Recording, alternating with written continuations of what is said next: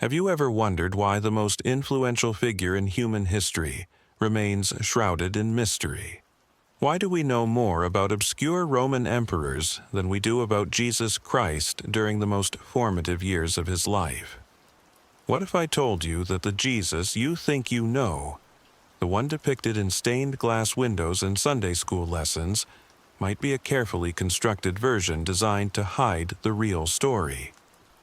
Tonight, we're diving into forbidden territory.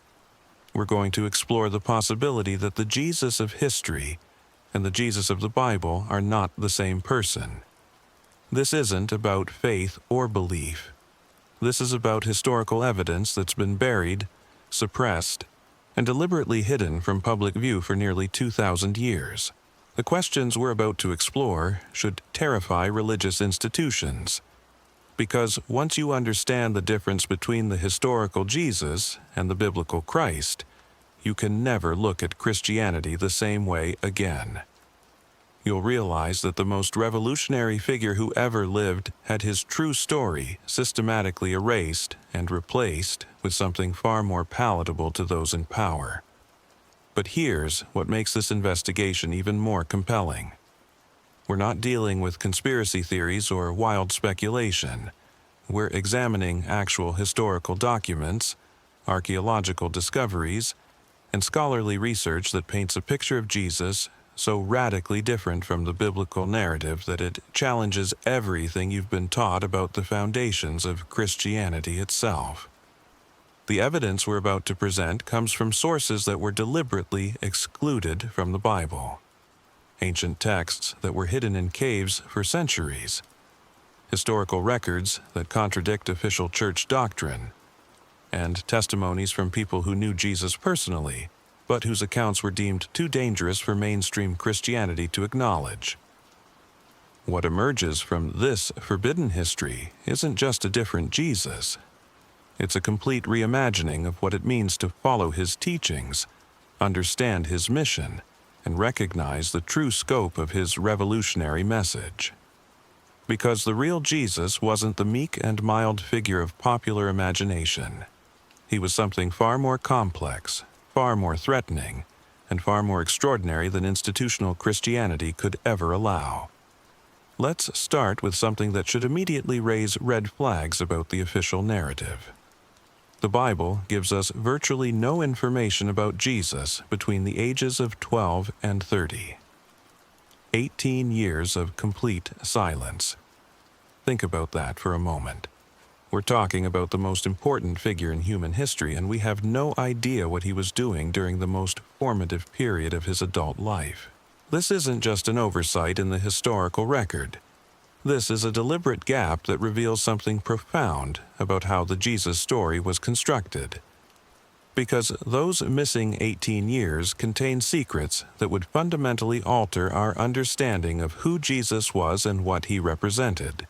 The official explanation for this silence is that Jesus was simply working as a carpenter in Nazareth, living a quiet life until his ministry began. But this explanation falls apart under scrutiny.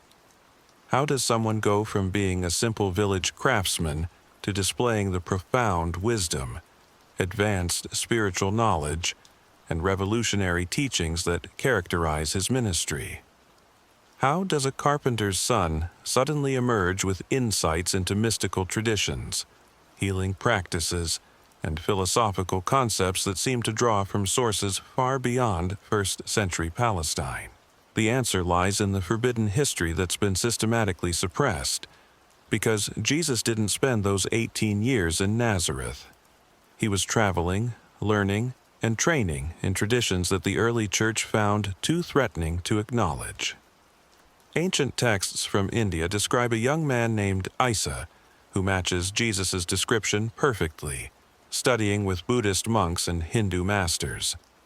These accounts detail his journey through the Himalayas, his time in sacred temples, and his immersion in meditation practices that would later influence his teaching methods. The parallels between Jesus' parables and Buddhist teaching stories aren't coincidental. They're evidence of direct contact and learning. Egyptian records speak of a Hebrew student who spent years studying in the mystery schools of Alexandria, gaining knowledge of healing arts, esoteric wisdom, and initiation rites that were closely guarded secrets. The miraculous healings that later characterized Jesus' ministry weren't supernatural interventions. They were practical applications of advanced healing techniques he learned during his hidden years. Even more intriguing are the accounts from Persia, where Zoroastrian texts describe a foreign seeker who studied their traditions of light and darkness, good and evil, and the cosmic battle between opposing forces. These concepts would later appear throughout Jesus' teachings, but in forms that were sanitized and simplified for mass consumption. But here's where the story becomes truly explosive. These weren't just casual travels or spiritual tourism.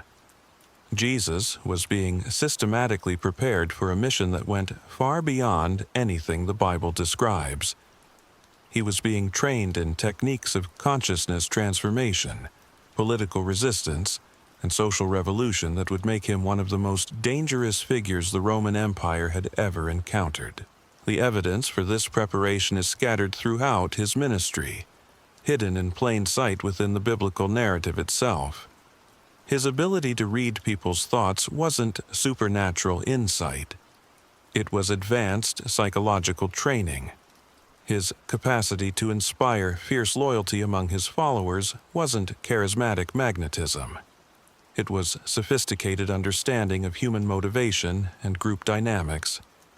His skill at evading capture by authorities wasn't divine protection.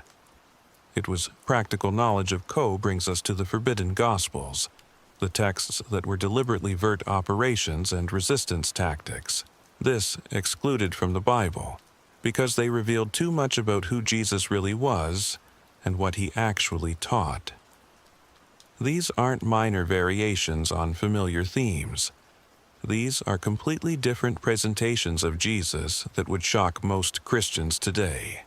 The Gospel of Thomas, discovered in 1945 near Nag Hammadi in Egypt, presents Jesus as a wisdom teacher whose primary message was about discovering the divine nature within yourself. His famous saying, "The kingdom of heaven is within you," takes on entirely different meaning in this context. He wasn't talking about personal salvation or eternal reward. He was teaching techniques for accessing higher states of consciousness that would transform how you experience reality itself. But Thomas goes even further. It records Jesus saying things like, "When you know yourselves, then you will be known, and you will understand that you are children of the living Father." This isn't about believing in Jesus as Savior. This is about recognizing your own divine nature and learning to manifest it in practical ways. The Gospel of Mary Magdalene reveals even more shocking truths about Jesus' real teachings. In this text, Mary isn't just a follower or even a close companion. She's presented as Jesus' primary disciple, the one who understood his message most completely. The Gospel records private conversations between Jesus and Mary, where he shares advanced spiritual techniques that he didn't teach to the other disciples.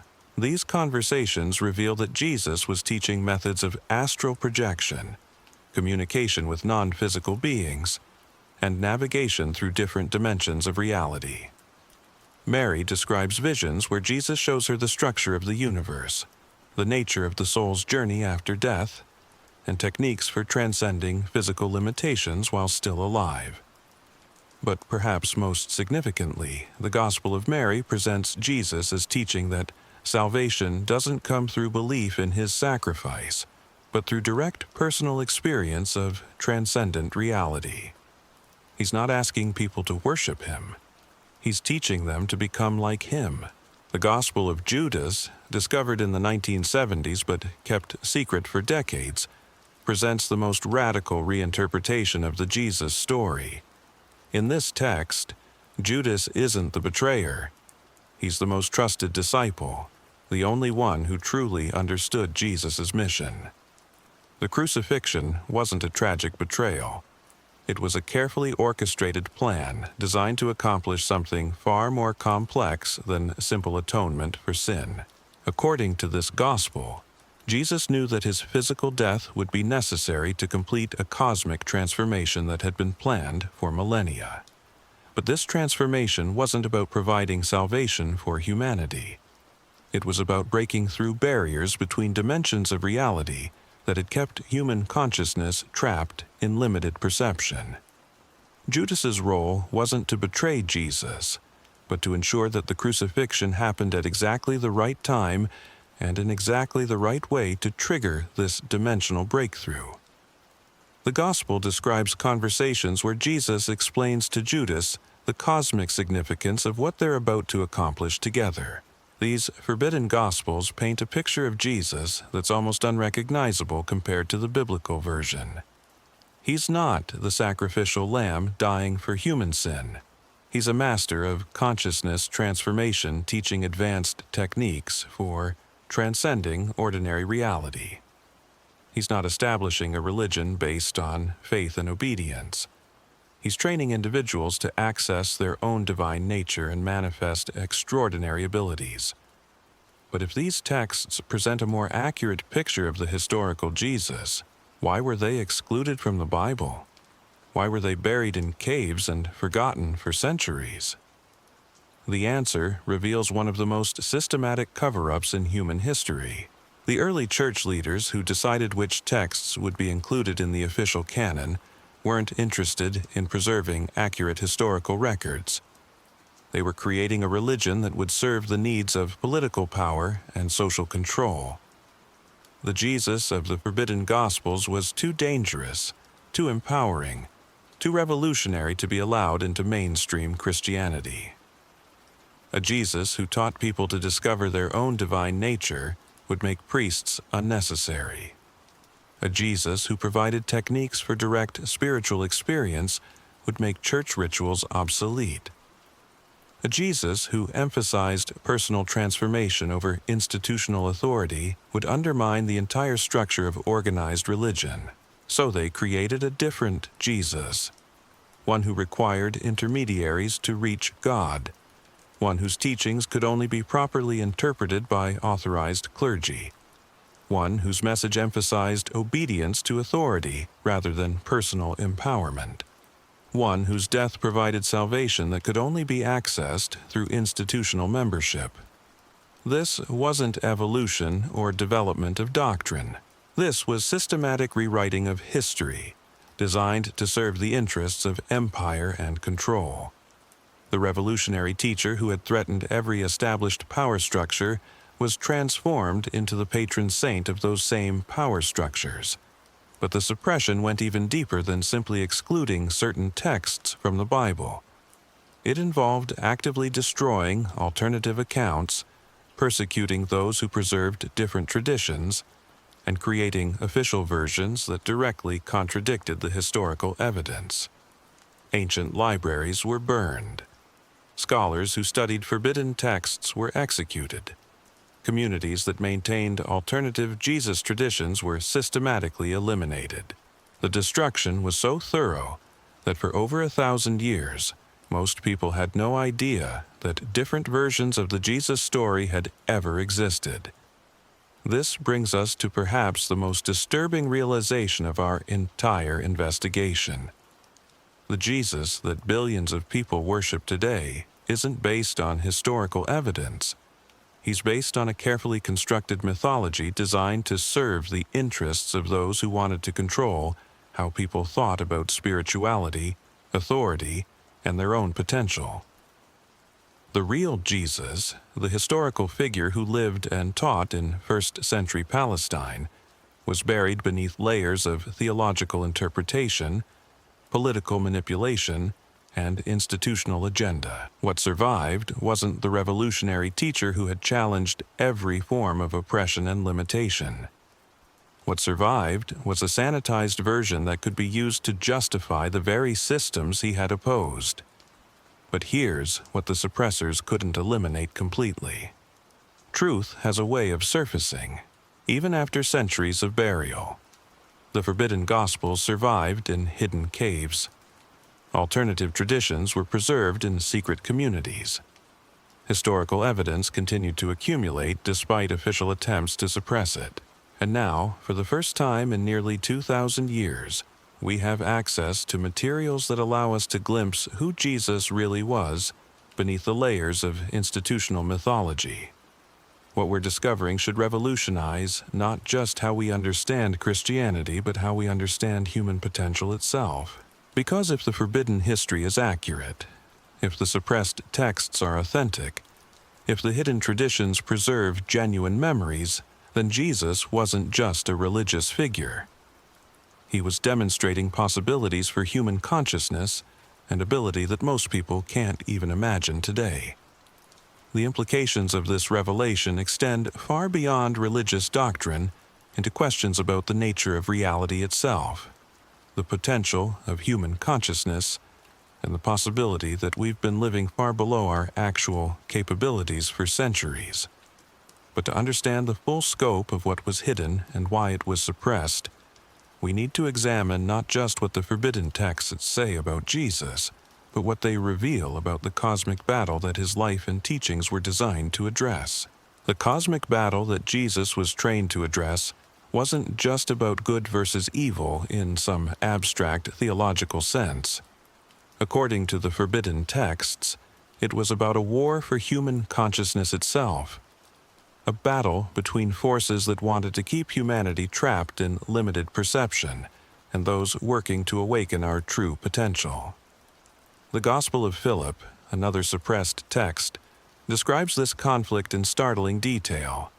It speaks of archons, powerful entities that feed off human suffering and limitation. These aren't mythological demons. They're described as actual beings that exist in dimensions just beyond ordinary perception, influencing human affairs through manipulation of consciousness and emotion.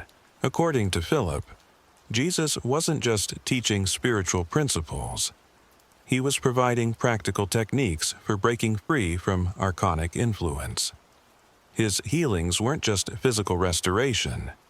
They were demonstrations of how to overcome the energetic parasites that keep people sick, depressed, and spiritually disconnected. The text describes Jesus teaching his inner circle methods for detecting archonic manipulation, techniques for cleansing consciousness of foreign influence, and practices for maintaining sovereignty over their own minds and emotions.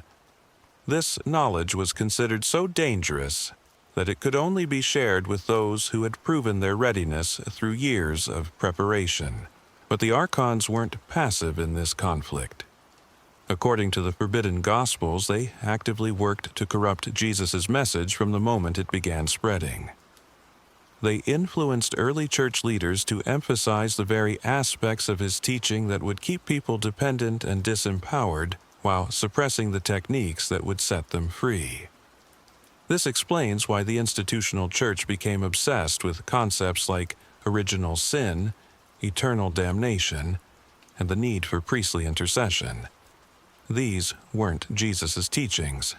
They were archonic distortions designed to keep people trapped in fear and spiritual dependency. The Gospel of the Egyptians goes even further, describing Jesus as part of a cosmic resistance movement that had been working for millennia to free human consciousness from this interdimensional imprisonment. His mission wasn't unique. He was continuing work that had been carried out by other awakened beings throughout history, each one bringing advanced knowledge and techniques for consciousness liberation. This perspective completely transforms how we understand Jesus' relationship to other spiritual traditions. He wasn't the founder of a new religion. He was a continuation of an ancient stream of wisdom that had been preserved and transmitted through hidden lineages across cultures and centuries. The similarities between his teachings and those found in Buddhism, Hinduism, Gnosticism, and other mystical traditions aren't coincidental borrowings. They're evidence that he was trained in the same fundamental knowledge that underlies all genuine spiritual development. The differences between traditions are mostly superficial adaptations to different cultural contexts. But here's where the forbidden history reveals its most explosive secret. Jesus wasn't working alone. According to the suppressed texts, he was part of a coordinated effort involving awakened beings incarnated across the planet during this critical period in human development. The Gospel of the 12 describes other figures working simultaneously in different regions, each one bringing aspects of the liberation knowledge suited to their particular cultures. These weren't competing religious leaders.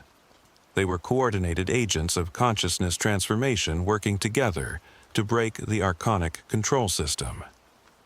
Mary Magdalene's Gospel reveals that she wasn't just Jesus' student or companion. She was herself an awakened being who had incarnated specifically to support this mission. Her understanding of the cosmic situation was as complete as his, and her role was to ensure that the techniques and knowledge would survive even if the primary mission appeared to fail. According to her account, Jesus knew from the beginning that his public ministry would be short-lived and that the institutional forces would work to corrupt his message. The real transmission of knowledge happened through private teachings to carefully selected individuals who would preserve the authentic techniques in hidden lineages. These secret preservers weren't random disciples. They were specifically chosen and trained beings who understood the full scope of the mission. They knew that the public crucifixion was only the beginning of a much longer process designed to gradually awaken human consciousness over centuries. The Gospel of Mary describes elaborate preparations for this preservation effort. Safe houses were established across the Roman Empire. Documents were copied and hidden in multiple locations. Networks of initiated individuals were created to maintain the knowledge through periods of persecution and suppression. But the most remarkable revelation in these forbidden texts concerns Jesus' actual identity. According to the Gospel of the Nazarenes, another suppressed document, Jesus wasn't just an exceptionally awakened human being. He was something unprecedented in human history. A being who had successfully integrated multiple dimensional aspects of consciousness into a single incarnation. This text describes Jesus as simultaneously existing in physical reality and multiple higher dimensions, able to access knowledge and abilities from across the spectrum of consciousness. His miracles weren't supernatural interventions. They were natural expressions of someone operating from expanded dimensional awareness. The healing techniques he demonstrated involved working directly with the energetic structures that underlie physical reality. His ability to multiply food wasn't magic. It was application of consciousness principles that can reorganize matter at the quantum level. His resurrection wasn't divine intervention. It was the result of mastering death through understanding its energetic mechanisms. These capabilities weren't unique to Jesus. According to the Forbidden Gospels, they represent natural human potential that has been suppressed through archonic manipulation. Jesus' role was to demonstrate these abilities and teach others how to develop them. The Gospel of Thomas records him saying, "Those who drink from my mouth will become like me. I myself shall become them, and the things that are hidden will be revealed to them." This wasn't metaphorical language about spiritual salvation. This was literal description of consciousness transformation techniques that would allow others to access the same dimensional awareness he demonstrated. But developing these abilities required more than just learning techniques. It demanded complete transformation of how someone understood reality, identity, and purpose. The forbidden texts describe intensive training programs that Jesus conducted with his inner circle, involving practices that would be considered extremely advanced, even by today's standards.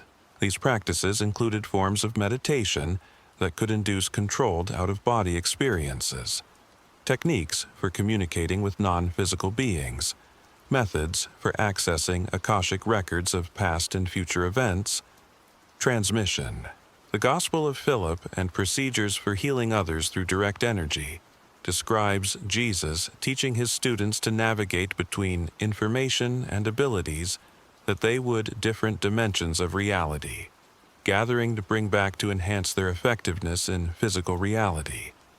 These weren't spiritual fantasies. They were practical skills for operating as multidimensional beings. But perhaps most significantly, the forbidden texts reveal that Jesus' ultimate mission wasn't just to awaken individual consciousness. It was to prepare humanity for a species-wide evolutionary leap that would break the archonic control system permanently. According to the Gospel of the Egyptians, the crucifixion and resurrection were designed to create what it calls a frequency anchor in human consciousness. This anchor would make it possible for future generations to access expanded awareness more easily, gradually building toward a critical mass of awakened individuals that would trigger planetary transformation. The institutional suppression of these teachings wasn't just about maintaining religious authority. It was about preventing this evolutionary leap from occurring. By keeping people trapped in limited consciousness through fear-based religious programming, the archonic forces could maintain their control over human development. But the forbidden Gospels also contain prophecies about the eventual failure of this suppression. They describe a time when the hidden knowledge would resurface, when increasing numbers of people would begin awakening spontaneously, and when the techniques for consciousness transformation would become widely available again. According to these texts, we're living in that prophesied time now.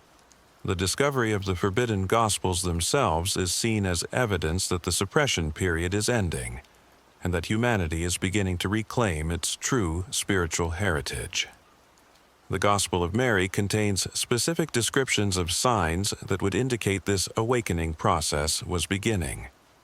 Increased interest in alternative spirituality, spontaneous mystical experiences among ordinary people, growing dissatisfaction with institutional religion, and the emergence of teachers sharing advanced consciousness techniques outside traditional religious structures. These prophecies also describe resistance from the forces that benefit from keeping humanity in limited consciousness. They predict that as more people begin awakening, there would be intensified efforts to create fear, division, and spiritual confusion to prevent the evolutionary leap from occurring. But according to the forbidden texts, this resistance is ultimately futile. The awakening process has reached a tipping point where it becomes self-sustaining and impossible to stop. Each person who successfully develops expanded consciousness makes it easier for others to do the same, creating an acceleration effect that eventually becomes unstoppable. This brings us to the most profound implication of the forbidden history we've been exploring.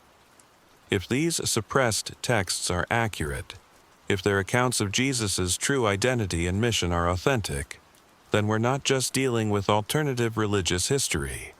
We're looking at evidence that humanity is in the middle of the most significant evolutionary transition in our species' development. The Jesus of the forbidden Gospels wasn't just a spiritual teacher or even an awakened being. He was an agent of species transformation, working to break control systems that had kept human consciousness artificially limited for millennia. His mission continues through everyone who develops the abilities he demonstrated and teaches others to access their own multidimensional nature. But understanding this transformation requires examining not just what was hidden about Jesus' identity, but what was concealed about the cosmic context in which his mission took place. Because the forbidden texts don't just reveal a different Jesus, they reveal a completely different understanding of human history, consciousness, and destiny.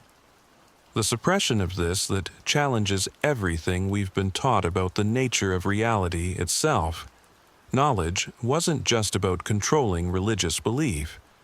It was about preventing humanity from discovering who we really are and what we're actually capable of becoming.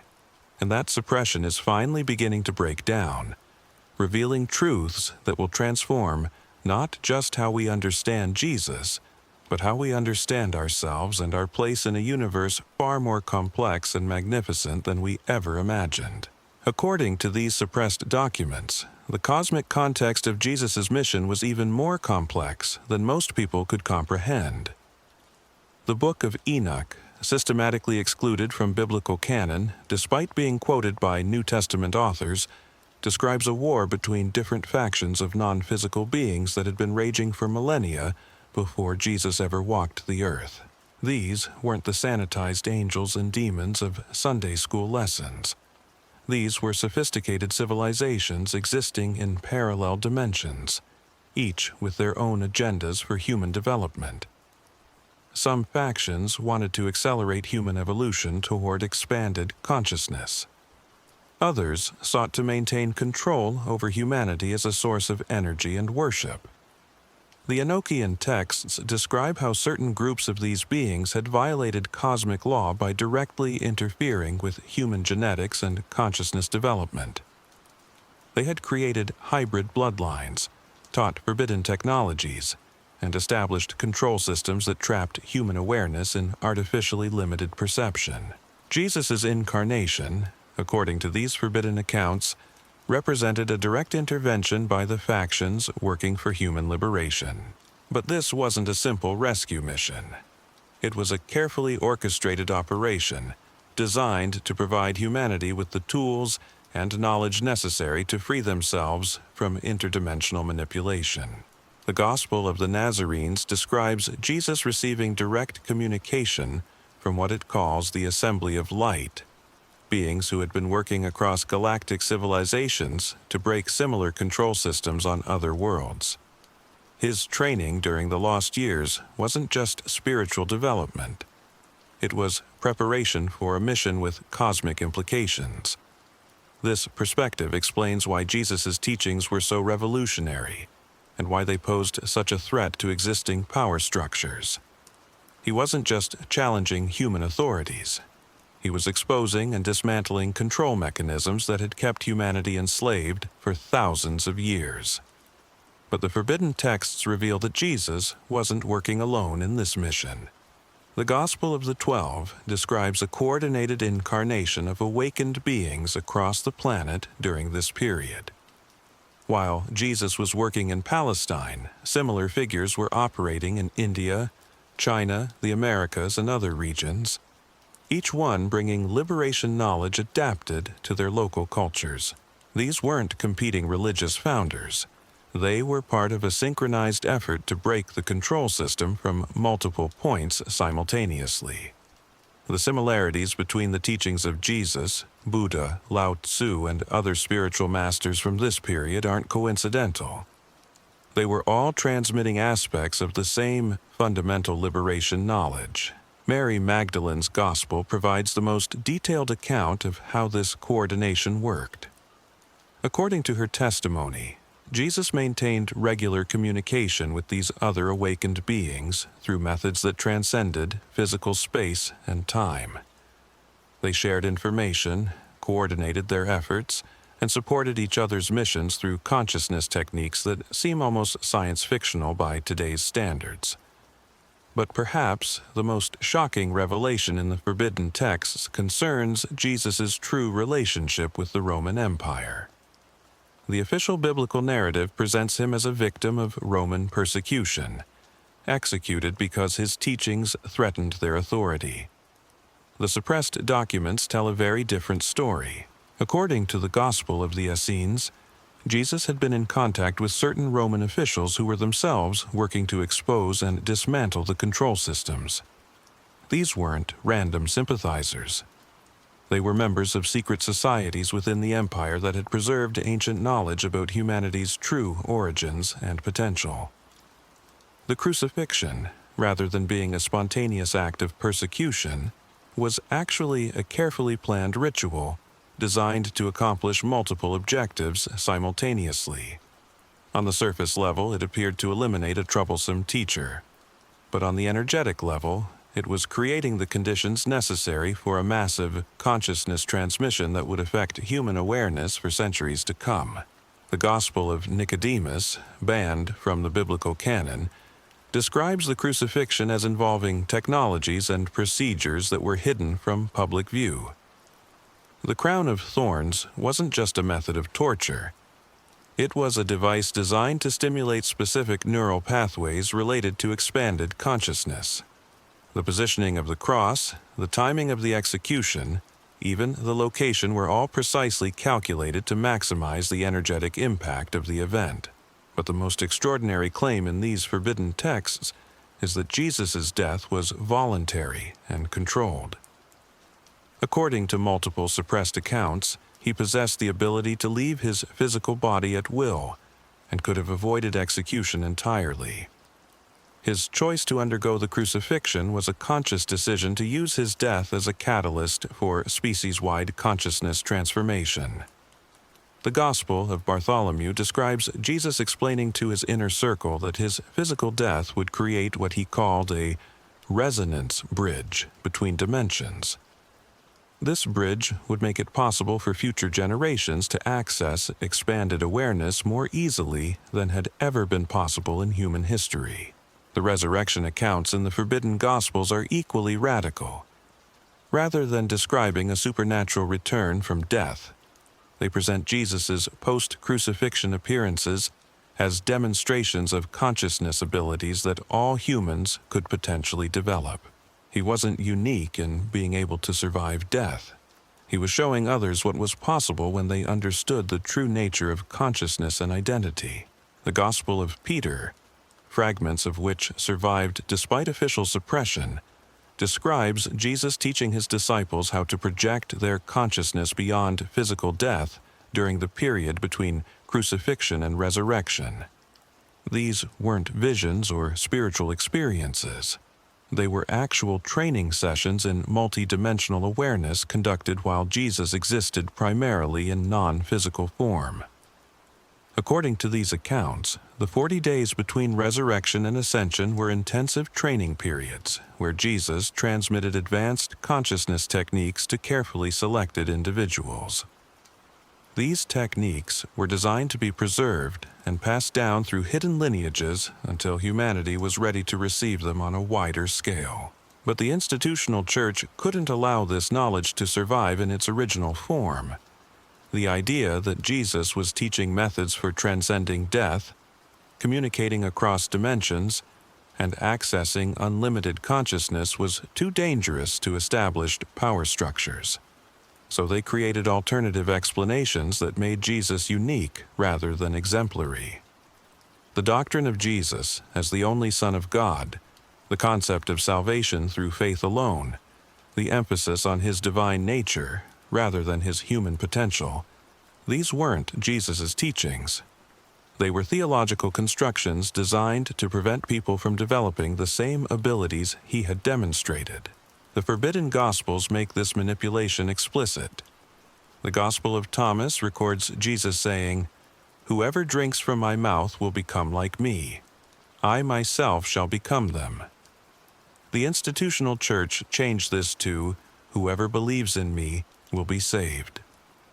The difference between these two statements represents the entire scope of what was hidden about Jesus' true message. Instead of teaching people to become like him, the church taught people to worship him. Instead of providing techniques for consciousness development, they offered membership in an organization. Instead of empowering individuals to access their own divine nature, they created dependency on priestly intermediaries. This wasn't accidental misunderstanding.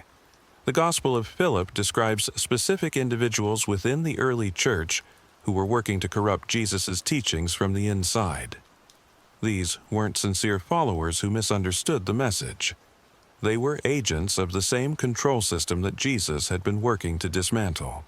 According to Philip's account, these infiltrators deliberately emphasized the aspects of Jesus' teaching that would create dependency while suppressing the techniques that would create empowerment.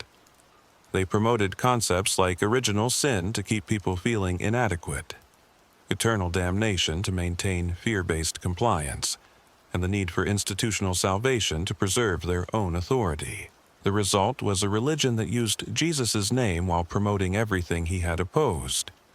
Where Jesus had taught self-empowerment, Christianity taught self-denial. Where Jesus had demonstrated unlimited human potential, Christianity emphasized human limitation. Where Jesus had provided practical techniques for consciousness development, Christianity offered abstract beliefs and ritual participation. But the forbidden texts also contain prophecies about the eventual exposure of this deception.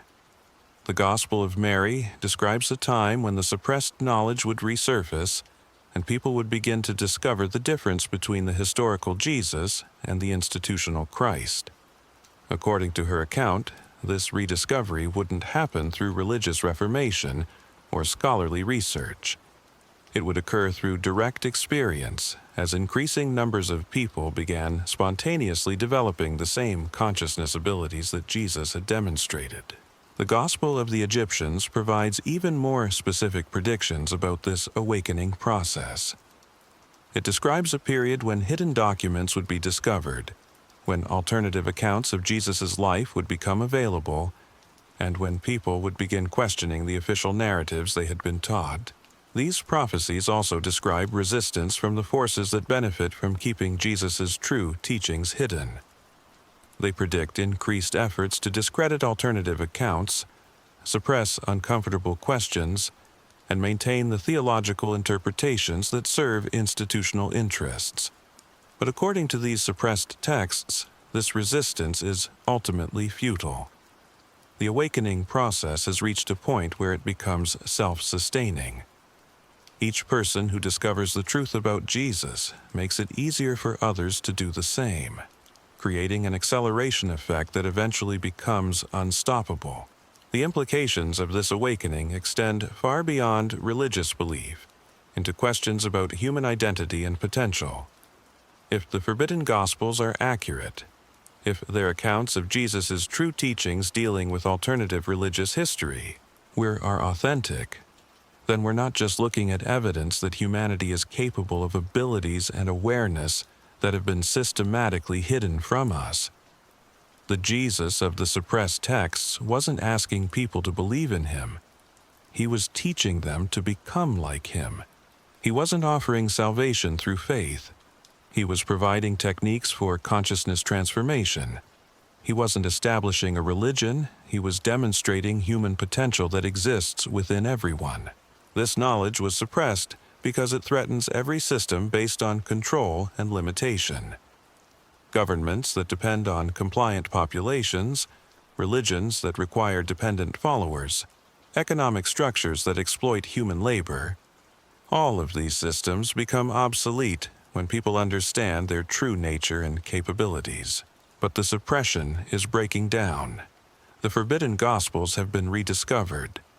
Alternative accounts of Jesus' life are becoming available. Ancient techniques for consciousness development are being recovered and shared. The awakening that Jesus initiated 2,000 years ago is finally reaching critical mass. The question now isn't whether this transformation will occur. According to the prophecies in the suppressed texts, it's already inevitable. The question is whether individuals will participate in this awakening or remain trapped in the limited perception that has been artificially maintained for centuries. The Jesus of the forbidden Gospels offers a choice that institutional Christianity never provided. Not the choice between salvation and damnation, but the choice between limitation and transcendence. Not the choice between belief and doubt, but the choice between dependency and empowerment. Not the choice between following and leading, but the choice between remaining as you are and becoming who you were always meant to be. This choice is available right now to anyone willing to look beyond the official narratives and discover what was really hidden about humanity's most transformative teacher. Because the forbidden history of Jesus isn't just about him. It's about us, our potential, and the extraordinary possibilities that await when we finally understand who we really are and what we're actually capable of becoming. But what if I told you that the suppression of Jesus' true story goes even deeper than alternative gospels and hidden teachings? What if the very foundations of how we understand reality itself were deliberately altered to prevent humanity from accessing the knowledge Jesus was trying to transmit? The Gnostic texts discovered alongside the forbidden Gospels at Nag Hammadi, reveal something that should fundamentally shake every assumption you have about existence. These aren't just religious documents. They're instruction manuals for consciousness transformation that describe the universe in ways that make modern physics look primitive by comparison. According to the apocryphal of John, one of the most complete Gnostic texts, Jesus wasn't just teaching spiritual principles. He was revealing the actual structure of reality itself. The text describes multiple layers of existence, each with different laws of physics and consciousness. What we experience as physical reality is described as just one level in a complex multidimensional system. But here's what makes this information so dangerous to established power structures. According to these texts, humans aren't naturally limited to physical perception. We've been artificially constrained through what the Gnostics called the veil of forgetfulness. This wasn't a natural condition. It was imposed by entities they referred to as the demiurge and the archons. Now, before you dismiss this as ancient mythology, consider something remarkable. These Gnostic descriptions of reality match almost perfectly with cutting-edge theories in quantum physics and consciousness research. The idea of multiple dimensions, the role of observation in creating reality, the concept of consciousness as fundamental rather than emergent. All of these were described in detail by texts that were written nearly 2,000 years ago. The Gospel of Truth, another suppressed Gnostic text, describes Jesus' mission as breaking through the error that keeps humanity trapped in limited perception. According to this account, the crucifixion wasn't about sin and redemption. It was about demonstrating that consciousness can transcend physical limitations, including death itself. This perspective completely transforms how we understand Jesus' miracles. They weren't supernatural interventions breaking natural law. They were demonstrations of natural abilities that become available when someone understands how reality actually operates. Walking on water, multiplying food, healing through touch. These were practical applications of consciousness principles that the Gnostic texts describe in technical detail. But the institutional church couldn't allow this knowledge to survive because it would make their entire structure obsolete. If people understood that they could access expanded consciousness directly, if they knew they could heal through energy transmission, if they realized they could transcend physical death through consciousness techniques, then what need would they have for priests, sacraments, or religious institutions? So they created what scholars now recognize as one of the most successful disinformation campaigns in human history. They took Jesus' teachings about transcending limitation and turned them into doctrines that enforced limitation. They transformed his demonstrations of human potential into proof of his divine uniqueness. They converted his practical techniques for consciousness development into abstract theological concepts that only trained clergy could properly interpret. The Gospel of Philip reveals how systematic this distortion was. According to Philip's account, the early church leaders who gained political power under Constantine weren't preserving Jesus' teachings. They were deliberately inverting them. Where Jesus had taught that humans were divine beings who had forgotten their true nature, the church taught that humans were sinful creatures who needed external salvation. This inversion wasn't accidental. The text describes specific meetings where church authorities discussed how to modify Jesus' message to serve imperial interests. They needed, then empowered, dependent, rather than self-sufficient a religion that would make people compliant rather than free. The result was a theological system that used Jesus' name while promoting everything he had opposed. Where Jesus had challenged authority, Christianity demanded obedience to authority. Where Jesus had taught direct spiritual experience, Christianity required faith in institutional doctrine. Where Jesus had demonstrated that death was an illusion, Christianity made fear of death central to its control mechanism. But perhaps the most insidious aspect of this cover-up was how it affected humanity's understanding of consciousness itself. The Gnostic texts describe human awareness as naturally unlimited, capable of perceiving across dimensions, communicating telepathically, and manipulating matter through focused intention. These weren't supernatural abilities. They were normal functions of consciousness that had been suppressed through artificial programming. The Secret Book of James, another forbidden text, contains detailed instructions for developing these natural abilities. It describes meditation techniques that can induce controlled out-of-body experiences, methods for accessing information from non-physical sources, and practices for healing others through direct energy transmission. These weren't mystical fantasies. They were practical procedures that Jesus taught to his closest students. According to this text, Jesus spent considerable time training a select group in these advanced techniques, but he also warned them that this knowledge would be suppressed and that they would need to preserve it through hidden lineages until humanity was ready to receive it again. The Gospel of the Savior, fragments of which were discovered in the 1990s, provides even more specific details about this preservation effort. It describes an elaborate network of initiated individuals who were responsible for maintaining the authentic teachings through centuries of persecution and suppression.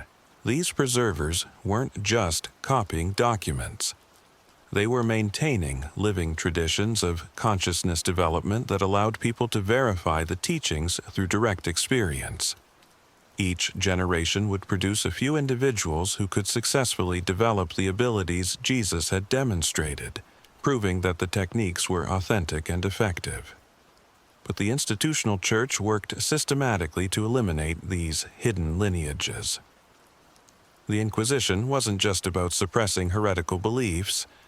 It was about identifying and destroying people who possessed actual consciousness abilities that validated alternative accounts of Jesus' teachings. The witch trials that swept across Europe weren't random persecution of innocent people. They were targeted elimination of individuals who had inherited fragments of the suppressed knowledge.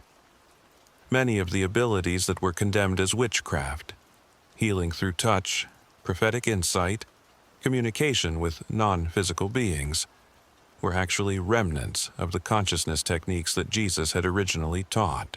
This systematic destruction of alternative traditions was so successful that by the medieval period, most people had no idea that different versions of Jesus' story had ever existed. The forbidden Gospels were forgotten. The consciousness techniques were lost. The understanding of reality that Jesus had been trying to transmit was buried beneath layers of theological interpretation and institutional control. But according to prophecies contained in the suppressed texts themselves, this suppression was always intended to be temporary. The Gospel of the Egyptians describes a time when the hidden knowledge would resurface, when people would begin recovering the consciousness abilities that had been suppressed, and when the truth about Jesus' actual mission would be revealed. These prophecies describe specific signs that would indicate this awakening process was beginning. The discovery of ancient texts that had been hidden for centuries. The emergence of individuals who could demonstrate abilities similar to those described in the forbidden Gospels. Growing dissatisfaction with institutional religious explanations, and increasing interest in direct spiritual experience. According to these ancient predictions, we're living in that prophesied time now. The Nag Hammadi discovery in 1945 was just the beginning. Since then, additional texts have been found, alternative accounts have been recovered, and increasing numbers of people are reporting spontaneous mystical experiences that align with the descriptions in the suppressed documents. But the awakening process isn't happening without resistance. The same forces that originally suppressed Jesus' teachings are working to maintain control through more sophisticated methods. Instead of burning books and executing teachers, they now use media manipulation, educational programming, and cultural conditioning to keep people focused on materialistic concerns rather than consciousness development. The modern emphasis on scientific materialism, the dismissal of mystical experience as hallucination, the reduction of consciousness to brain chemistry, these aren't neutral scientific positions. They're ideological frameworks designed to prevent people from discovering the consciousness abilities that the forbidden Gospels describe as natural human potential. But this resistance is ultimately failing because truth has a way of breaking through deception, especially when that truth involves recovering abilities that people can verify through direct experience. You can't suppress consciousness indefinitely because consciousness is what you fundamentally are beneath all the conditioning and programming. The Jesus of the forbidden Gospels understood this. According to the Gospel of Thomas, he told his students, "When you know yourselves, then you will be known, and you will understand that you are children of the living Father." This wasn't abstract spiritual philosophy. This was practical instruction for recovering awareness of your true nature and capabilities. The techniques he taught weren't about believing in him or joining a religious organization. They were about discovering who you actually are beneath all the layers of limitation that have been programmed into human consciousness. They were about recovering abilities that have been systematically suppressed but never actually lost. This brings us to perhaps the most revolutionary implication of the forbidden history we've been exploring. If the suppressed texts are accurate, if their accounts of Jesus' true teachings are authentic, then the awakening process isn't just about recovering alternative religious knowledge. It's about rediscovering human potential that could transform civilization itself. Imagine a world where people understood that consciousness is primary and matter is secondary, where healing could happen through energy transmission rather than pharmaceutical intervention, where communication could occur telepathically rather than through electronic devices, where death was understood as a transition rather than an ending. These aren't science fiction fantasies. According to the forbidden Gospels, they're natural human abilities that have been artificially suppressed. Jesus wasn't demonstrating supernatural powers. He was showing people what becomes possible when you understand who you really are and how reality actually operates. But developing these abilities requires more than just reading about them. It demands the same kind of intensive training that Jesus underwent during his missing years. It requires practices that can dissolve the programming that keeps consciousness limited to ordinary perception. The Gospel of Mary Magdalene provides some of the most detailed descriptions of these training methods. According to her account, Jesus taught specific meditation techniques that could induce controlled expansion of awareness beyond physical boundaries. These weren't passive contemplative practices. They were active explorations of non-physical dimensions of reality. Mary describes learning to project her consciousness to distant locations, gather information from non-physical sources, and interact with beings that existed primarily in higher dimensional space. These experiences weren't visions or imagination. They were actual explorations of reality beyond the limitations of physical perception. But perhaps most significantly, Mary's Gospel describes Jesus teaching her to heal others through direct consciousness intervention. By expanding her awareness to encompass another person's energy system, she could identify and correct the patterns that were causing illness or dysfunction. This wasn't faith healing or psychosomatic suggestion. It was practical application of consciousness principles that could produce measurable physical changes. According to Mary's testimony, Jesus emphasized that these abilities weren't unique to him or even to his closest students. They were natural human potential that anyone could develop through proper training and practice. The only reason most people couldn't access these capabilities was that they had been conditioned to believe such things were impossible. This conditioning wasn't accidental. The Gospel of the Egyptians describes it as part of a systematic program to keep human consciousness trapped within artificial limitations. By convincing people that expanded awareness was either fantasy or dangerous, the control system could maintain its power over human development. But the same text also prophesies that this conditioning would eventually break down as more people began experiencing abilities that contradicted materialistic assumptions about consciousness and reality. Each person who successfully developed expanded awareness would make it easier for others to do the same, creating an acceleration effect that would eventually become unstoppable. The Gospel of Philip describes this process as the restoration of the pleroma, a technical term referring to the complete realization of human potential. According to this prophecy, there would come a time when enough people had recovered their natural consciousness abilities that the artificial limitations imposed on humanity would simply collapse. This collapse wouldn't happen through political revolution or social reform. It would occur through the simple fact that people would no longer accept limitations that they could see were artificial. When you can perceive beyond physical boundaries, you can't be convinced that matter is all that exists. When you can heal through energy transmission, you can't be told that consciousness is just brain chemistry. The implications extend far beyond individual awakening into questions about the entire structure of human civilization. Economic systems based on scarcity become obsolete when people understand that consciousness can organize matter. Political systems based on control become irrelevant when people recognize their own unlimited nature. Religious systems based on fear and dependency become unnecessary when people can experience transcendent reality directly. This is why Jesus' true teachings had to be suppressed. They weren't just offering alternative religious beliefs. They were providing practical knowledge that would eventually make every system of control and limitation obsolete. The forbidden Gospels weren't just presenting a different Jesus. They were describing a completely different understanding of human potential and cosmic reality. But according to these suppressed texts, the time of concealment is ending. The knowledge that was hidden is being recovered. The abilities that were suppressed are being redeveloped. The awakening that Jesus initiated 2,000 years ago is finally reaching the critical mass necessary for species-wide transformation.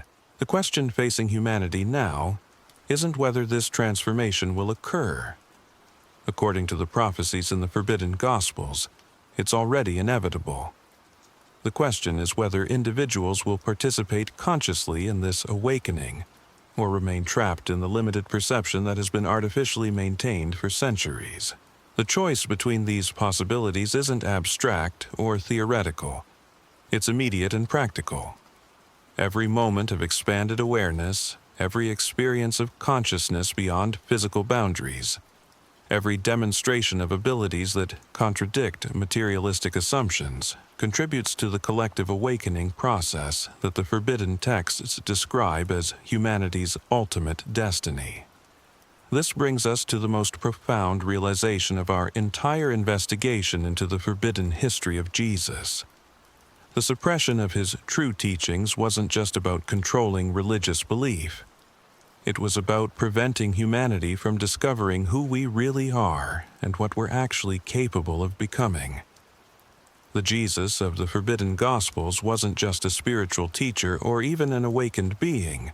He was a catalyst for human evolution, working to break control systems that had kept our species trapped in artificial limitation for millennia. His mission continues through everyone who develops the consciousness abilities he demonstrated and shares that knowledge with others ready to transcend the boundaries that have been imposed on human potential.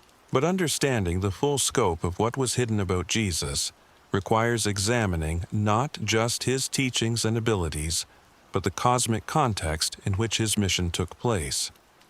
Because the forbidden texts don't just reveal a different Jesus. They reveal a completely different understanding of human history, extraterrestrial contact, and humanity's role in a galactic civilization that extends far beyond anything we've been taught about our place in the universe.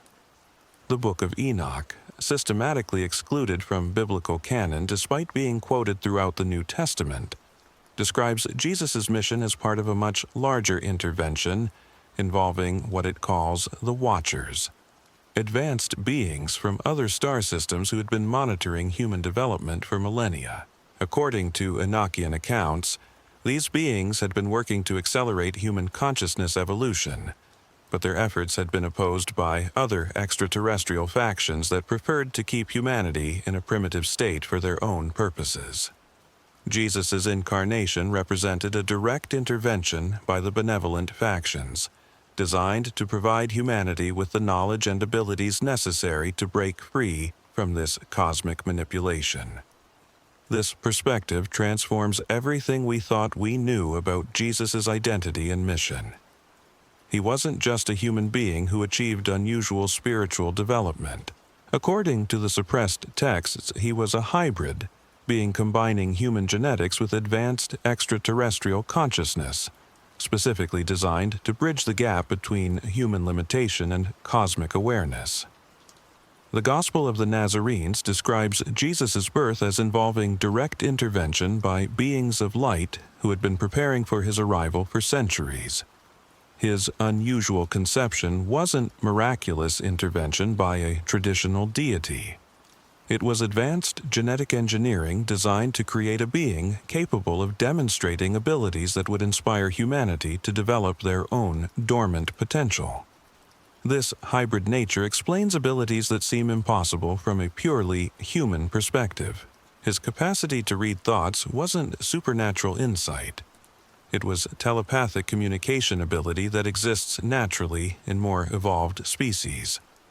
His healing powers weren't divine intervention, they were practical applications of energy manipulation techniques that are commonplace among galactic civilizations. Mary Magdalene's Gospel provides the most detailed account of Jesus' extraterrestrial connections. According to her testimony, he maintained regular communication with beings from multiple star systems through consciousness techniques that transcended physical space and time. These weren't religious visions or mystical experiences. They were actual communications with advanced civilizations that were monitoring and assisting human development.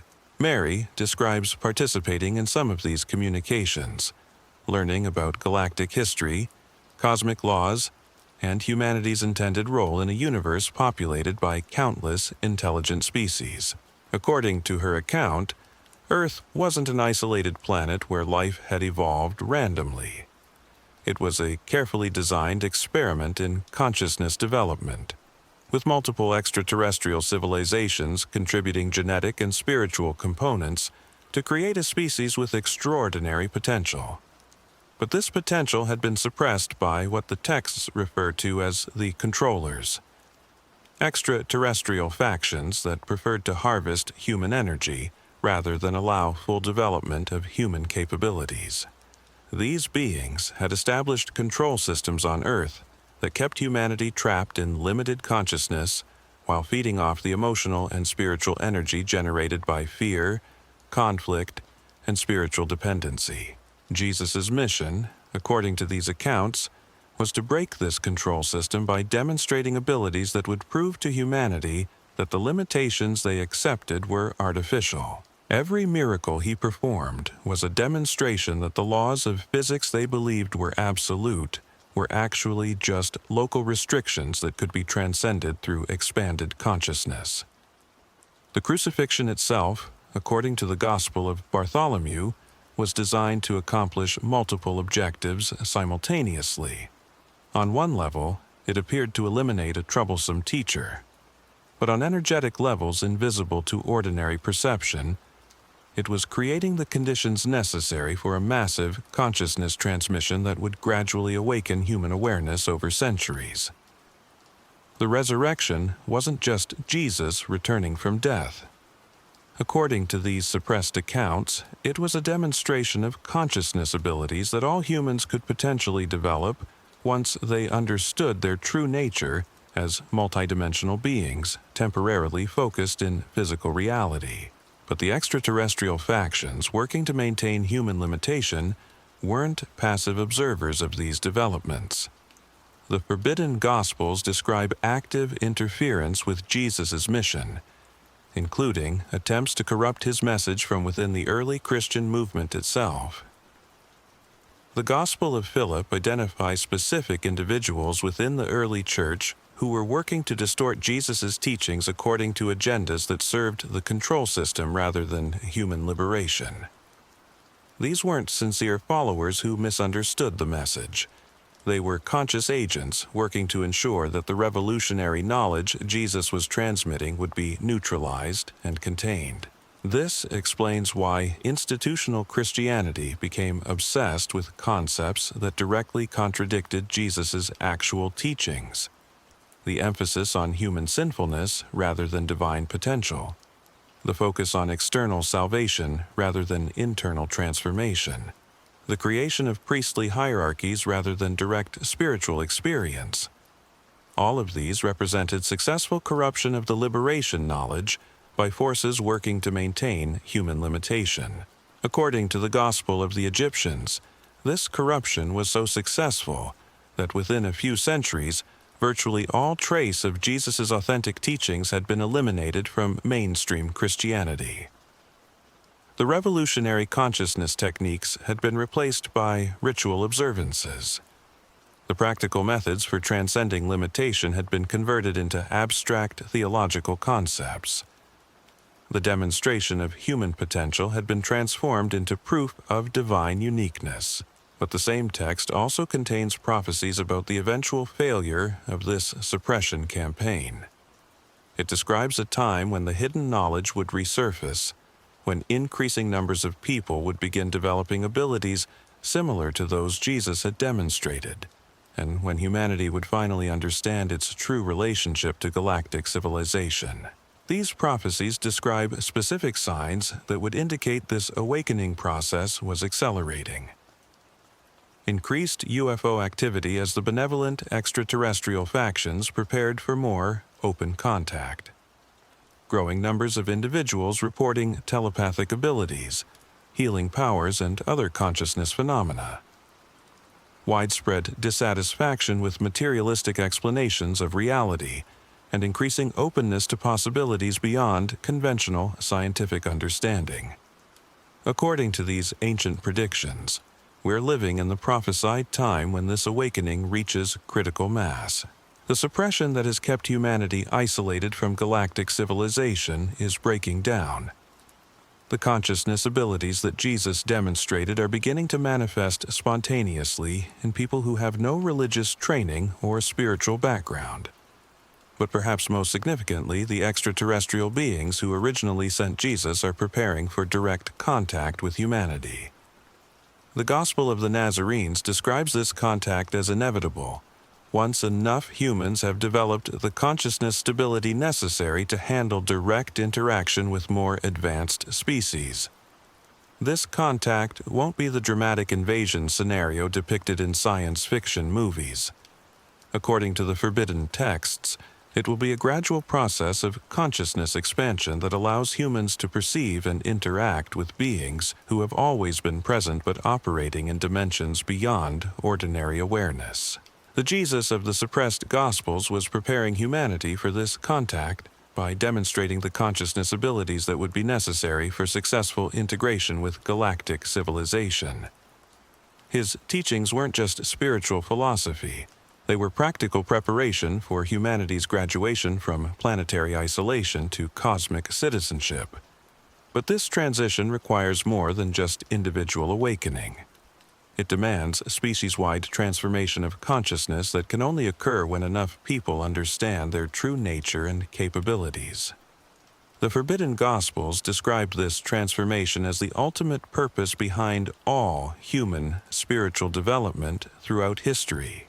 Every genuine spiritual teacher, every mystical tradition, every consciousness technique that has survived suppression has been contributing to this gradual awakening process. Jesus' mission was unique, not because he was the only awakened being, but because he came at a critical juncture when humanity was ready for the knowledge that would eventually make full awakening possible. According to the prophecies in the suppressed texts, we're now approaching the culmination of this ancient process. The consciousness abilities that have been dormant in human genetics are beginning to activate spontaneously. The extraterrestrial beings who have been guiding human development are preparing for open contact. The control systems that have kept humanity limited are losing their effectiveness as more people awaken to their true potential.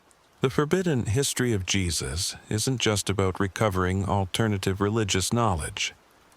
It's about understanding humanity's role in a cosmic story that extends far beyond anything we've been taught about our origins, purpose, and destiny.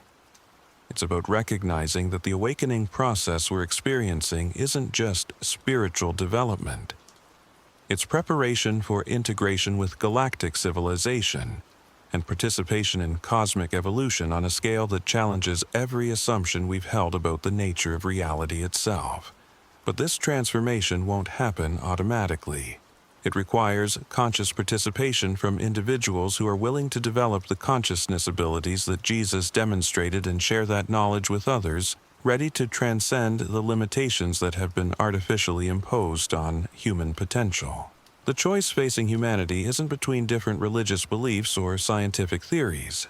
It's between remaining trapped in artificial limitation or embracing the cosmic heritage that has always been our birthright. Between continuing to accept the control systems that keep us isolated and afraid, or developing the consciousness abilities that would make us active participants in galactic civilization. The Jesus of the Forbidden Gospels offers a path toward this transformation that requires no faith in external authorities, no membership in institutional organizations, no acceptance of limiting beliefs about human nature or cosmic reality. He offers practical techniques for discovering who you really are, developing abilities you didn't know you possessed, and participating in an awakening process that will transform not just individual consciousness, but the entire trajectory of human civilization. This awakening is already happening. The question isn't whether it will occur, but whether you'll participate consciously in the most significant transformation in human history, or remain trapped in perceptions and limitations that are rapidly becoming obsolete as humanity prepares to take its place among the stars. But there's another layer to this deception that goes. What if I told you that the very language used to describe Jesus in the Bible was deliberately deeper than alternative gospels or suppressed teachings mistranslated to hide his true nature and mission? What if key words that would reveal his revolutionary identity were systematically altered to create a more palatable figure for Roman consumption? The word Christ itself provides our first clue. Most people assume this was Jesus' last name, or some kind of divine title. But Christ is simply the Greek translation of the Hebrew word Mashiach, or Messiah, which means anointed one. In first-century Palestine, this wasn't a religious designation. It was a political term referring to someone chosen to liberate the Jewish people from foreign occupation. When Jesus' followers called him the Messiah, they weren't declaring his divinity. They were identifying him as a revolutionary leader who would overthrow Roman rule and establish an independent Jewish kingdom. This is why Pontius Pilate had him executed with the charge, King of the Jews, nailed above his cross. The Romans understood exactly what kind of threat they were dealing with. But the early church couldn't preserve this understanding because it would make Christianity appear as a continuation of Jewish resistance to Roman authority. So they spiritualized the concept, transforming a political revolutionary into a religious savior who posed no threat to imperial power. The manipulation goes much deeper than this single mistranslation.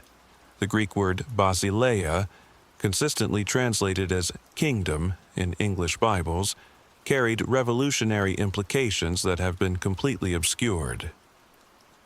When Jesus spoke about the kingdom of heaven, he wasn't describing some ethereal afterlife destination. He was announcing the establishment of a new social order that would replace Roman imperial authority. This becomes clear when you examine how basileia was used in other first-century contexts. It referred to actual political territories, real governmental systems, concrete social arrangements. Jesus wasn't promising his followers escape from this world.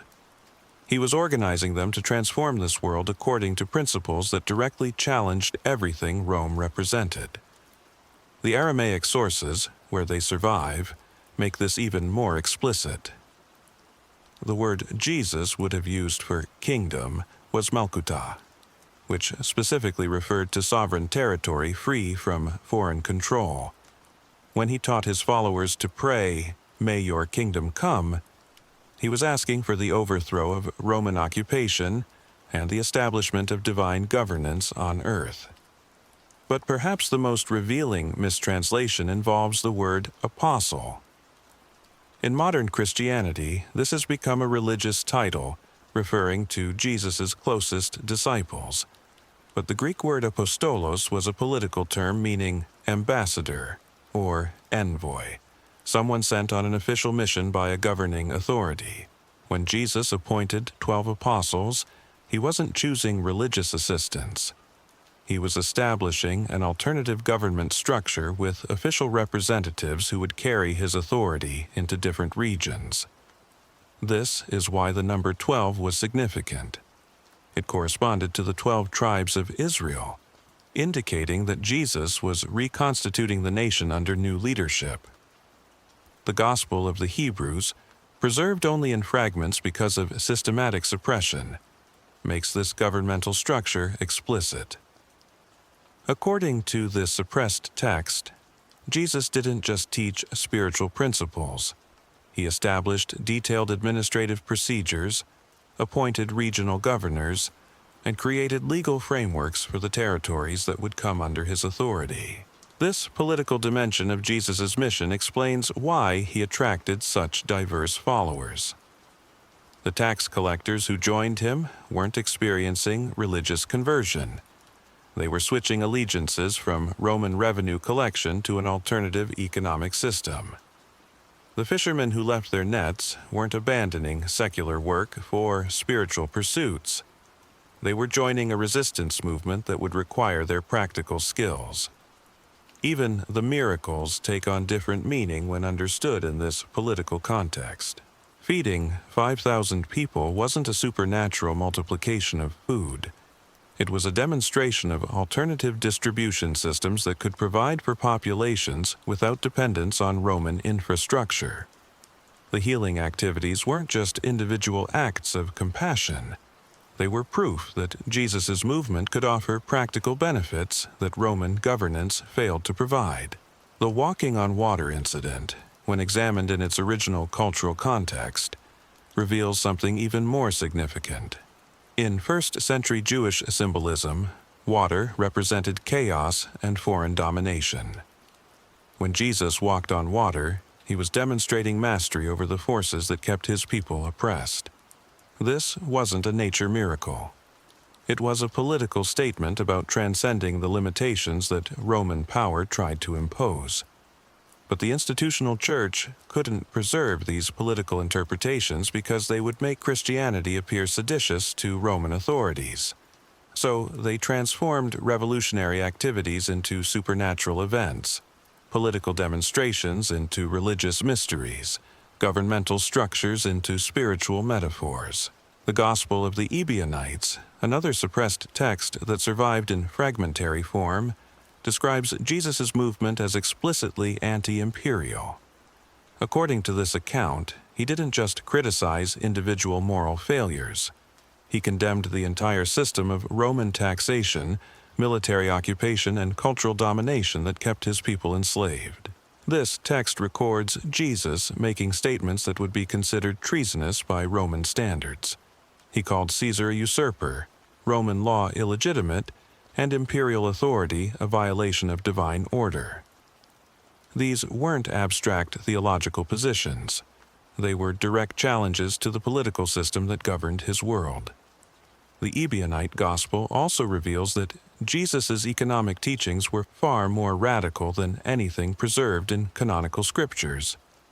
He didn't just advocate for charity toward the poor. He called for complete redistribution of wealth, abolition of private property, and establishment of communal ownership systems that would eliminate economic inequality entirely. These economic principles weren't utopian idealism. According to the suppressed sources, Jesus was implementing them practically within his movement. The Gospel of the Nazarenes describes communities where all possessions were shared, where no individual accumulated personal wealth, where economic decisions were made collectively for the benefit of all members. This communal economic system posed a direct threat to Roman capitalism, which depended on private ownership, individual accumulation, and hierarchical distribution of resources. If Jesus' economic model had spread successfully, it would have undermined the entire foundation of imperial wealth extraction from conquered territories. But the most dangerous aspect of Jesus' political program wasn't his criticism of Roman authority or his alternative economic systems. It was his method of consciousness transformation that would make people psychologically incapable of accepting oppression from any external authority. The techniques he taught for expanding awareness, developing inner authority, and accessing direct spiritual experience weren't just personal development practices. They were designed to create individuals who would be immune to psychological manipulation, resistant to propaganda, and incapable of submitting to illegitimate power structures. The Gospel of Philip describes these techniques in remarkable detail. According to this suppressed text, Jesus taught specific meditation practices that would dissolve the mental conditioning that made people compliant with oppressive systems. He provided methods for recognizing and resisting psychological manipulation. He offered techniques for maintaining inner freedom regardless of external circumstances. These consciousness practices were the foundation of everything else Jesus was trying to accomplish. Political revolution without inner transformation would just replace one oppressive system with another. Economic redistribution without consciousness change would eventually revert to inequality. Social reform without psychological liberation would remain superficial and temporary. But individuals who had undergone the consciousness transformation that Jesus was teaching would be fundamentally different kinds of human beings. They would be incapable of accepting inequality as natural, oppression as necessary, or limitation as inevitable. They would automatically organize themselves according to principles of justice, cooperation, and mutual empowerment. This is why the Roman authorities were so concerned about Jesus' movement. They weren't just dealing with another political rebellion that could be crushed through military force. They were confronting a method of human development that would make their entire system of control obsolete. The consciousness techniques Jesus taught were specifically designed to awaken what the suppressed texts call the divine nature within human beings. But this wasn't abstract spirituality. It was practical development of abilities that would make external authority unnecessary. People who had access to direct spiritual guidance wouldn't need priests to interpret divine will. Individuals who could heal through energy transmission wouldn't require medical institutions to maintain their health. Communities that could organize themselves through expanded consciousness wouldn't need governmental structures to maintain order. The Gospel of Mary Magdalene provides the most detailed account of how these consciousness abilities would transform social organization. According to her testimony, Jesus envisioned communities where decisions were made through collective access to expanded awareness rather than hierarchical authority structures.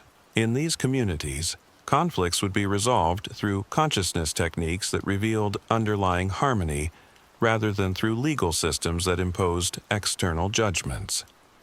Economic distribution would be determined by direct perception of genuine need rather than market mechanisms or bureaucratic allocation.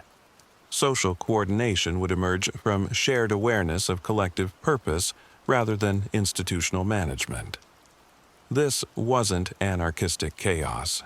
It was a completely different model of human organization based on consciousness capabilities that most people today can barely imagine. But according to the forbidden Gospels, these abilities were natural human potential that had been systematically suppressed to maintain systems of external control. The transformation Jesus was promoting would have made every existing power structure obsolete. Religious institutions, governmental authorities, economic hierarchies, military organizations. All of these depend on people accepting limitations that the consciousness techniques were designed to transcend. This is why his true teachings had to be suppressed so thoroughly. It wasn't just about maintaining religious authority or political control. It was about preventing humanity from developing abilities that would make all forms of external domination impossible. The institutional church that emerged after Constantine's conversion wasn't preserving Jesus' message. It was participating in the same system of consciousness suppression that Jesus had been working to overcome.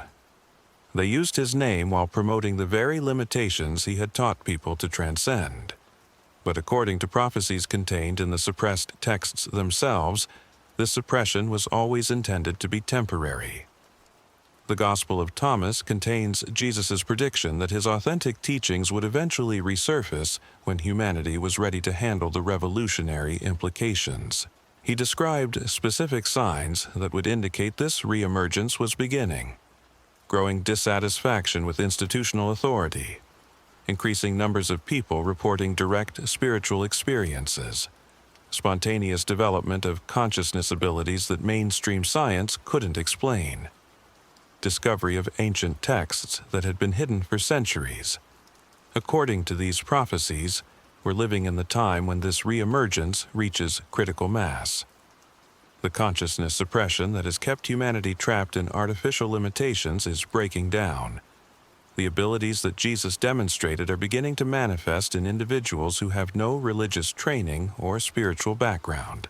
But the forces that benefit from maintaining consciousness limitation aren't passive observers of this awakening process.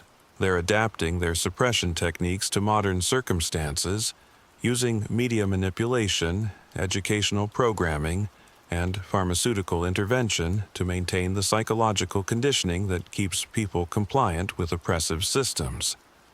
The same consciousness war that Jesus was fighting 2,000 years ago is still being waged today.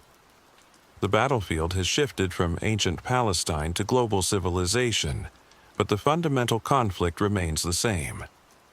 Will humanity develop the consciousness abilities necessary for authentic freedom, or will we remain trapped in systems of external control that keep us operating far below our actual potential?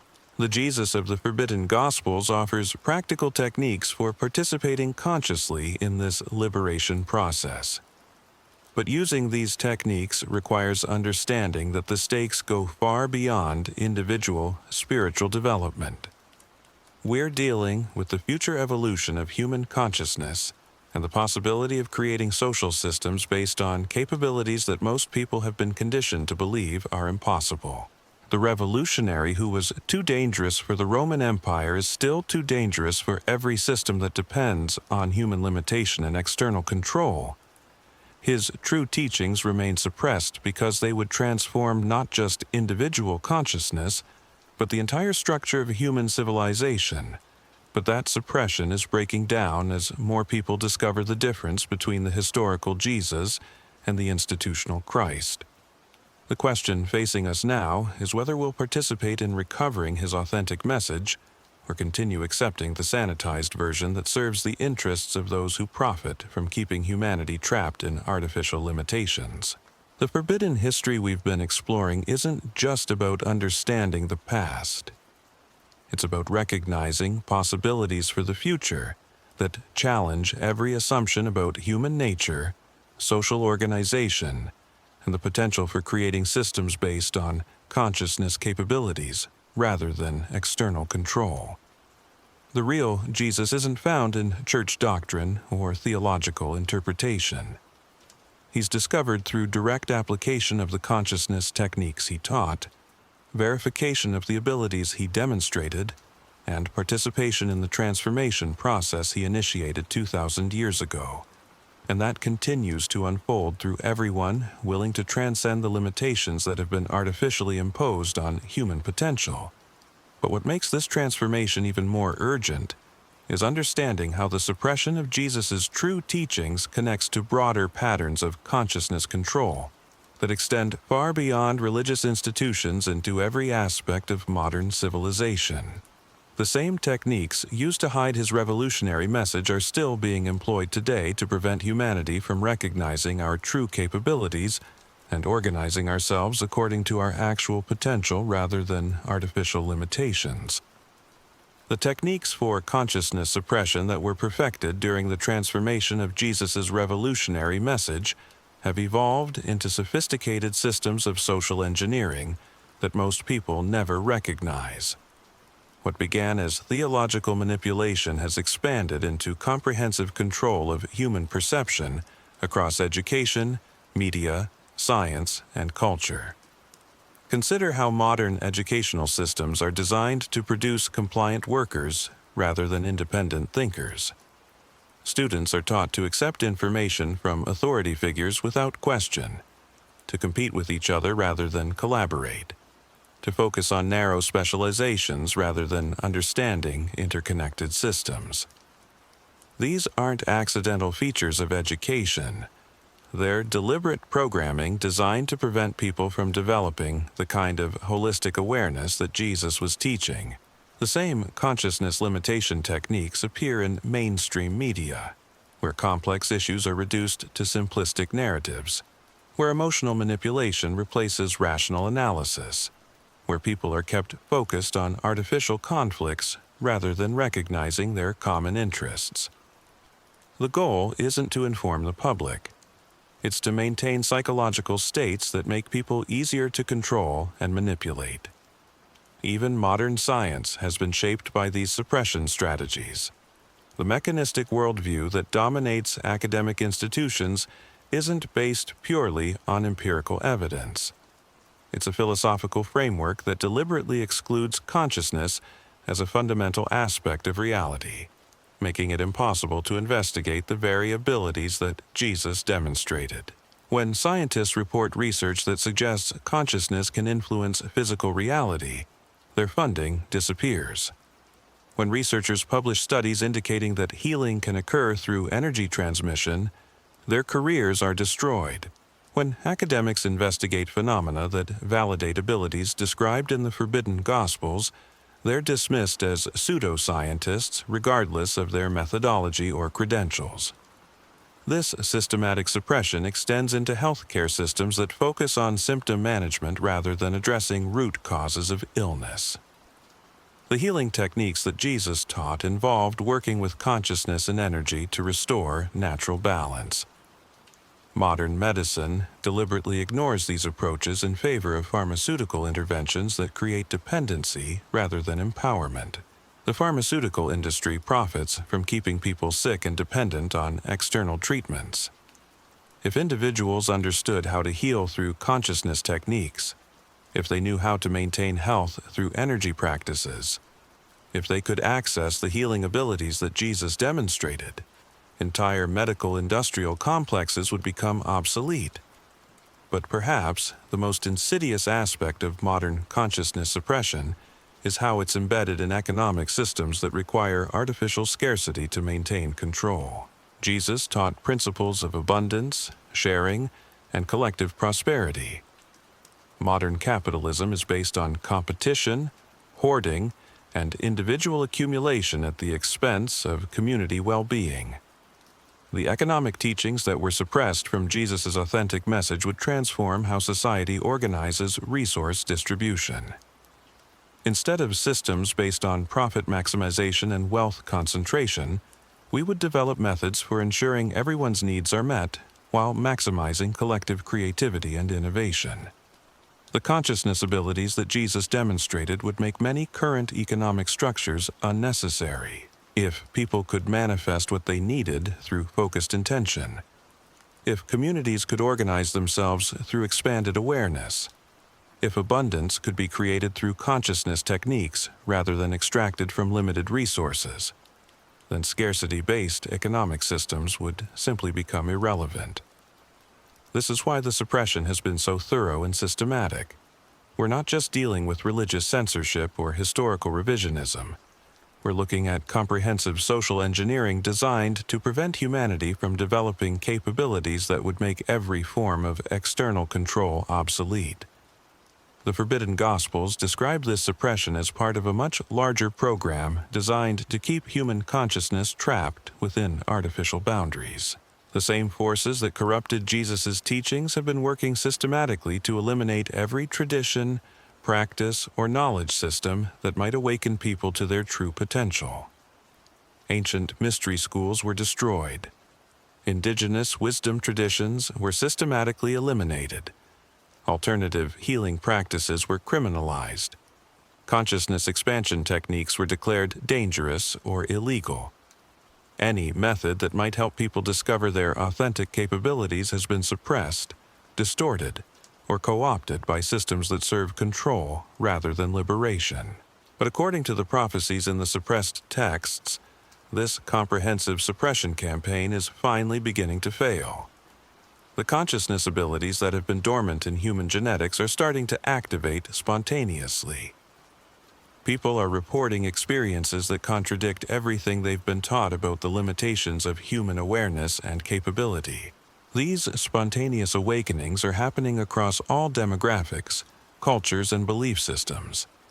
Individuals with no spiritual training are developing telepathic abilities. People with no medical background are discovering they can heal through touch. Children are manifesting psychic capabilities that their parents can't explain or understand. The institutional response to these phenomena reveals the depth of investment in maintaining consciousness suppression. Instead of investigating these abilities scientifically, the establishment dismisses them as hallucinations. Instead of exploring their implications for human potential, authorities pathologize anyone who reports such experiences. But the suppression is becoming increasingly difficult to maintain because the abilities themselves provide undeniable validation. When someone can consistently read thoughts, heal diseases, or access information through non-physical means, academic theories about consciousness limitations become irrelevant. Direct experience trumps institutional programming. This is exactly what Jesus understood would eventually happen. According to the Gospel of Thomas, he predicted that his authentic teachings would be validated through direct experience rather than intellectual argument. People wouldn't need to believe in his message. They would verify it through developing the same abilities he demonstrated. The Forbidden Gospels describe this validation process as inevitable, because the consciousness techniques they contain are based on fundamental principles of how reality actually operates. Once enough people begin applying these principles successfully, the artificial limitations that have been maintained through institutional programming simply dissolve. But this dissolution process isn't happening without resistance. The same forces that originally suppressed Jesus' teachings are adapting their methods to contemporary circumstances. Instead of burning books and executing teachers, they now use psychological warfare, media manipulation, and social conditioning to maintain control over human consciousness. The modern emphasis on materialism isn't just philosophical preference. It's strategic programming designed to prevent people from investigating non-physical aspects of reality, where the consciousness abilities described in Forbidden Gospels naturally operate. By convincing people that only matter is real, the control system keeps them focused on manipulatable external circumstances rather than developing inner capacities that would make external manipulation impossible. The promotion of scientific skepticism as the only valid worldview isn't about maintaining intellectual integrity. It's about discouraging investigation of phenomena that would validate the abilities Jesus taught. When people are conditioned to dismiss any experience that doesn't fit materialistic assumptions, they eliminate their own direct access to expanded consciousness capabilities. The cultural obsession with entertainment, consumption, and superficial pursuits isn't accidental social development. It's deliberate distraction designed to keep people's attention focused on external stimulation rather than inner development. Consciousness expansion requires sustained attention to subtle internal processes that can't develop, while awareness is constantly directed toward external entertainment. Even the promotion of certain spiritual practices can serve suppression purposes when they're presented in ways that make people passive rather than empowered. Meditation techniques that emphasize emptying the mind rather than expanding awareness. Prayer practices that focus on requesting help rather than developing abilities. Spiritual teachings that encourage surrender to external authority rather than discovering inner divinity. All of these can actually reinforce consciousness limitation while appearing to promote spiritual development. The Jesus of the Forbidden Gospels taught practices that were specifically designed to activate dormant capabilities rather than pacify consciousness. His techniques were meant to make people more powerful, more aware, more capable of independent thought and action. This is why they had to be suppressed and replaced with practices that would make people more compliant and dependent. But the authentic techniques are beginning to resurface as ancient texts are discovered and alternative traditions are recovered. The consciousness methods that were hidden for centuries are becoming available again to people ready to develop the abilities that Jesus demonstrated.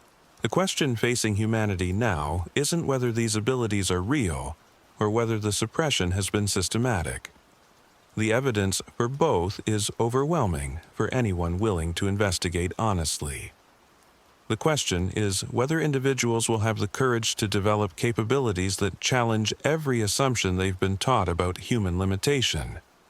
Because once you begin experiencing consciousness beyond physical boundaries, once you start developing abilities that contradict materialistic worldviews, once you discover that you're capable of things you were told were impossible, everything changes.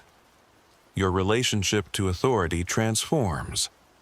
Your understanding of what's possible expands. Your sense of identity shifts from limited human to unlimited consciousness, temporarily focused in human experience.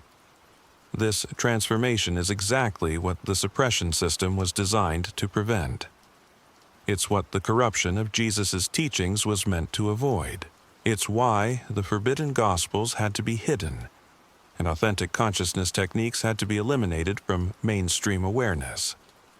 But the suppression is failing because truth has a power that lies cannot ultimately resist.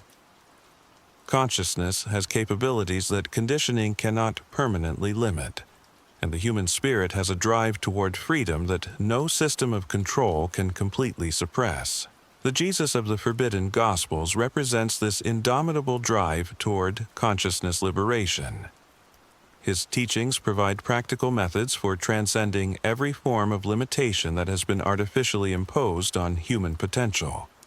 His example demonstrates possibilities that exist within everyone willing to develop their authentic capabilities, rather than accepting the restricted versions of humanity that serve systems of control. The awakening process he initiated continues through everyone who chooses to develop consciousness abilities, rather than remaining trapped in programmed limitations. It accelerates through individuals who share authentic techniques, rather than keeping knowledge hidden.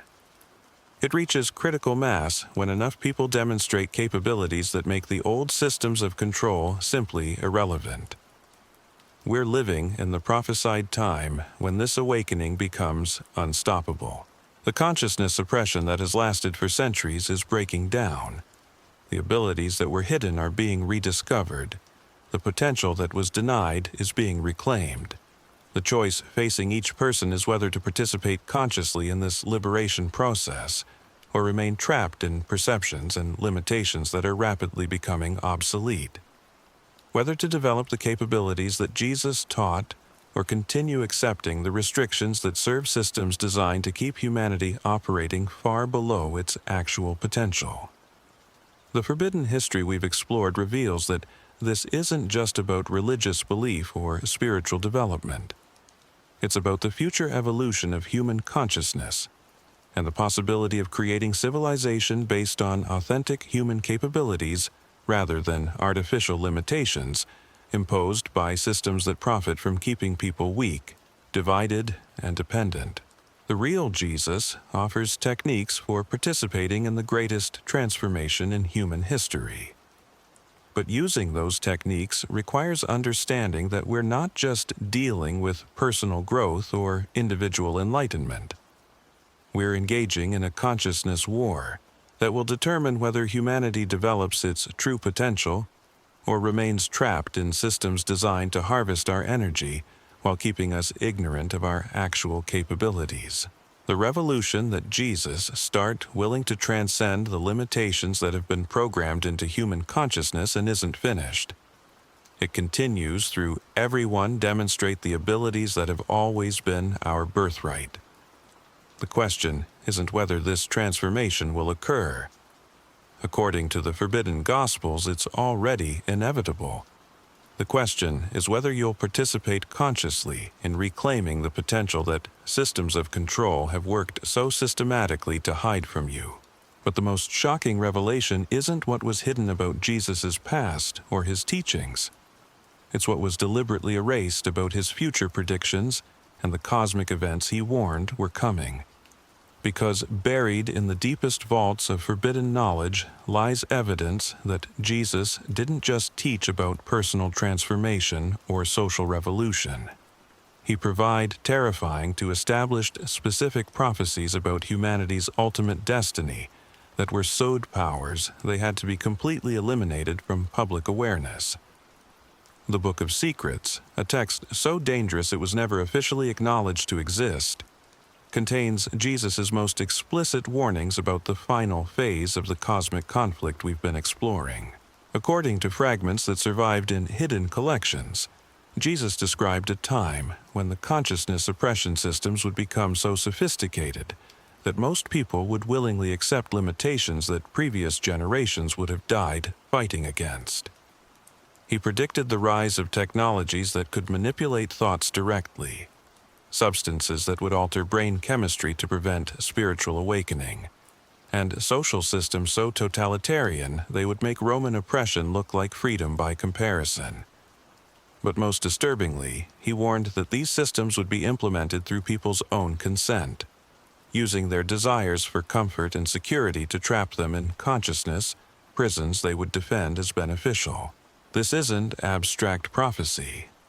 We're witnessing the fulfillment of these predictions in real time through digital surveillance systems that monitor every aspect of human behavior, pharmaceutical interventions that alter consciousness on massive scales, and social credit systems that reward compliance while punishing independent thought.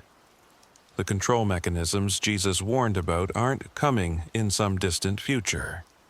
They're being implemented right now under the guise of progress, safety, and convenience. But the same forbidden texts that contain these dire warnings also describe the awakening that would emerge to counter this final push toward total consciousness control. Jesus predicted that just when the suppression reached its maximum intensity, dormant genetic programs within human DNA would begin activating spontaneously, triggering abilities that no external technology could suppress or control. These abilities wouldn't emerge gradually through spiritual practice or consciousness training. They would manifest suddenly in ordinary people who had no preparation or understanding of what was happening to them. Children would display telepathic communication that bypassed all electronic monitoring. Adults would develop healing capabilities that made pharmaceutical intervention unnecessary. Communities would organize through expanded awareness that rendered governmental control obsolete. The Gospel of the End Times, preserved only in scattered fragments, describes this awakening as reaching critical mass when the suppression systems themselves trigger the very consciousness activation they were designed to prevent. According to this prophecy, the attempt to control human awareness completely would create energetic conditions that made spontaneous awakening inevitable for anyone carrying the genetic markers Jesus' mission had activated. This explains why the consciousness war has intensified so dramatically in recent decades. The forces working to maintain human limitation understand that they're approaching a point of no return. Either they succeed in establishing permanent consciousness control, or humanity breaks free entirely from every form of artificial restriction that has been imposed on our development. The stakes couldn't be higher, because this isn't just about political freedom or social justice. According to the forbidden prophecies, we're approaching what Jesus called the Great Separation, a point where humanity splits into two distinct species: those who accept permanent consciousness limitation and those who embrace unlimited awareness potential. This separation won't happen through external conflict or geographical division. It will occur through fundamental choices about what kind of consciousness to embody and what kind of reality to participate in creating. People who choose limitation will find themselves increasingly unable to perceive or interact with those who choose expansion, even while occupying the same physical space. The Jesus of the forbidden texts describes this as the ultimate fulfillment of his mission. Not to save people from sin, but to provide them with the knowledge necessary to choose their evolutionary destiny consciously, rather than having it imposed on them through manipulation and control. But making this choice requires understanding something that every suppression system has worked to hide. The consciousness abilities we've been exploring aren't supernatural gifts or special privileges granted to exceptional individuals. They're natural human capabilities that exist within everyone's genetic potential, waiting for the right conditions to activate. The missing piece that ties together everything we've discovered is this: Jesus wasn't teaching people to worship him or believe in him. He was showing them how to become him.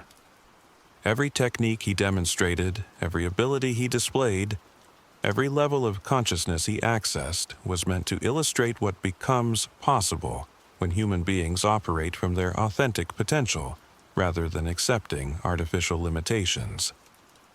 This is why his true story had to be hidden so completely. A Jesus who shows you how to transcend every boundary threatens every system based on maintaining those boundaries.